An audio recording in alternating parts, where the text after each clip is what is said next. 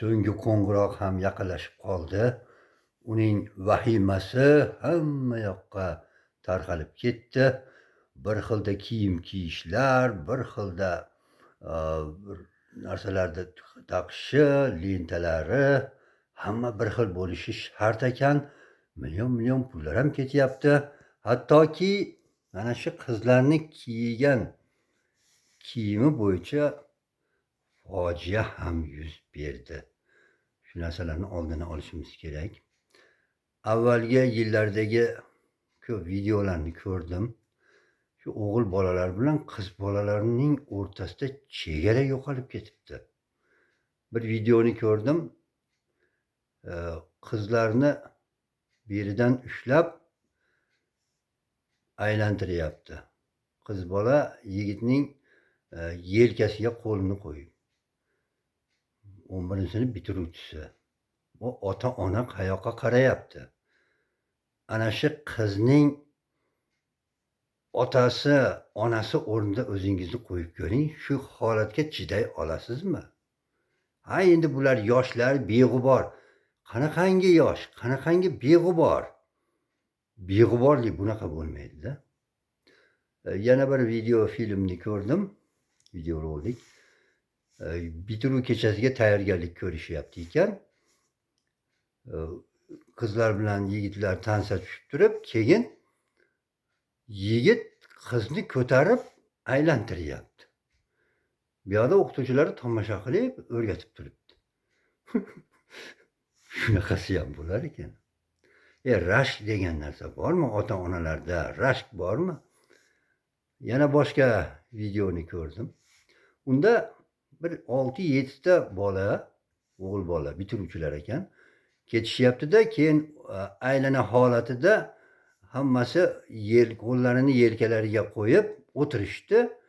Ularning yelkasiga qiz bolalar chiqyapti. Keyin ular o'rnidan turib aylanyapti. Ba'zi bir holatlarda qizlar o'mbaloq oshib yiqilgan holatlari ham bo'lyapti.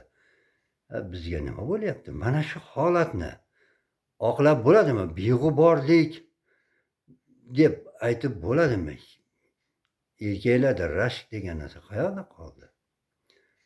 Bu yerda maktab rahbarlari, sinf rahbarlari, umuman o'qituvchilar, sizlarga nima bo'lyapti? Bu tomoshalarni ota-ona emas, balki o'qituvchilar da o'zi uyushtiryapti. Bunaqangi o'qituvchilarni bahridan o'tish kerak deb o'ylayman.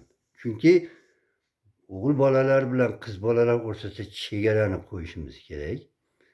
Men ularni do'stligiga, bitta sinfda o'qishiga hech qanday qarshiligim yo'q, bemalol. Lekin bu holat bizning mentalitetimizga, millatimiz an'analariga mutlaqo zid. Men maktabda 40 yil ishlaganman. Shu yillar davomida sinf rahbari bo'lganman. Kollejda ham ishlaganman, hammasi bo'lib 40 yil. Shu yillar davomida biror martaba o'g'il bola bilan qiz bolani bitta partada o'tirishiga yo'l qo'ymaganman. Chunki o'g'il bola bilan qiz bola bitta partada o'tiradigan bo'lsa, o'g'il bolaning har xil fikrlari, xarakterlari qiz bolaga o'tadi, qiz bolaniki o'g'il bolaga o'tadi. Xullas, o'rtada masofa yo'qolib, o'g'il bolalarda o'g'il bolalik hislatlari so'na boshlaydi. Arazlab yig'laydigan darajada bo'lib qoladi. Qizlarda dag'illik hosil bo'lishi mumkin. Shuning uchun chegarani bilishimiz kerak. Mana shu bitiruv kechalarini bunaqangi vahimali, dabdabali qilib o'tkazishning aslo keragi yo'q. O'zimizning milliy holatlarimizda chiroyli, masalan, Andijon polkasini oladigan bo'lsak, shunda o'yinga tushsin. O'g'il bolalar ham, qiz bolalar ham aralash bemalol tushsa bo'ladi. Hech qanday nima yo'q. Bu yerda uyat holatlari yo'q. Lekin mana bu g'arbga intilishni hech ham keragi yo'q. Mana shularni hisobga oling.